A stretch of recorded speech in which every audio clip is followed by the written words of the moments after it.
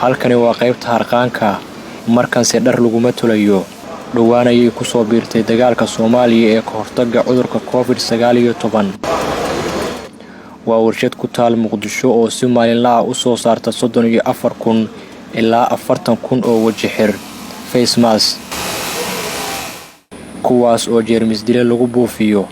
in ka badan 60,000 oo waji xir ayaa magaalooyinka galay kadib markii guddiga wacyigelinta iyo xubno ka mid ah xukuumadda Soomaaliya ay bulshada u qaybiyeen balse waxaa jira dad aan ku qanacsanayn tayada agab lagu sameeyay Soomaaliya sida uu sharaxayo Cabdinuur Xasan oo ah maamulaha warshadda Yooco wuxuu yiri maydin Soomaaliya ka tirtir ka bacdina suuq fiican baad u helaysaa waxaan ku yirnay lacagtaasan uu midaan u baahanahay maaha marka dadku waa bahdilan yihiin ganacsadayaasha especially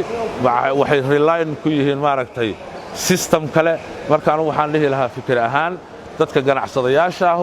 waa dhibaatada dalka ka jirtay qayb ka yihiin in shaqo la'aan dhacdo shaqadii la abuuri waayo daray qayb la yiraahdo Yooco face mask oo samaysa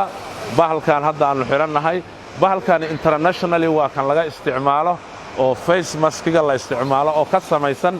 materialka non woven ka la dhaho wuxuu u samaysan yahay laba xabo isa saaran waa la testigareeyay installation baa lagu sameeyay oo bakteeriyada waad arki doontaa qolkan ayaa loogaga dilay processkaas soo maraa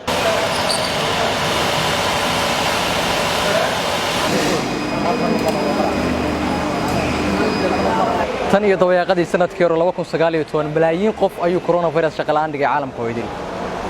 balse dhalinyaradan iyo kooxo kale shaqo abuur ayuu u noqday coronavirus sababtoo ah halkan oo aysan ka shaqayn jirin ayay markan ka hawlgalayaan waxayna soo saarayaan maaska sanka lagu xirto ama gafoorka kan lagu xirto ee maaska loo yaqaan subaxii ilaa goor dambe oo habeenkii ayay koox u shaqeeyaan dhalinyaro 100 gaaraya oo la hawlgeliyay intii coronavirus Soomaaliya ka bilowday markii hore si camal la'aan ku ahaa caasimadda shaqadan aniga aan hayno waxay nagu fududaatay waa ilaahay maadiisa shirkaddan Yooco face mask oo dadaal juhdi dheer gelisay ayna u gelisay dalkeena Soomaaliya cudurkan macna COVID-19 ama coronavirus dalkeena macna hooyo ku soo baahay aan kasto aniga aan nahay dawladda cifa waxba aan hadana tarkelino dawlad macna afnaadkeena lagu yar yahay sida laajigeeda aan u istaagnay inaan badbaadino dalkeena hooyo muwaadiniinteena nafsadeena waalidiinteena nafsadooda dadka nugul oo jilicsan ama qarka jilicsan inaan u badbaadin oo kacna anagoo dhalinyaro ah hore waxay u ahayd warshad u danaanida danaha deegaanka oo ka soo horjeeda adeegsiga bacda taas bedelkeedana soo saarta sillado dambiilo iyo agab kale oo si ku meel gaar ah iminka loo hakiyay niyo bacahan waxaan ugu talagalnay baagaskan in aan wadanka ka joojino bacahan plastic ah dhibaatada ay leeyihiin iyo dhibka ay dadka iyo bulshada Soomaaliyeed ku hayaan iyo adduunka waa loo ogyahay waxyaabo plastic ka samaysan waxa weeyaan waxyaabaha biyaha roog markuu doo xirayo jeedka xirayo isku doonay waa ayaga ma dhamaanayaan oo 10 sano haday meesha yaalaan waxa waaye wax dhamaanaya ma ahan xoolihii baa cunaya plastic-ta dhibaatada uu adduunku maanta khataraha ugu badan oo la tacaalaya ka mid tahay gacmo gashiga waji xirka iyo agabka kale ee sahli kara inaad ka badbaado COVID-19 ayaa yaraaday markii coronavirus dunida ku fiday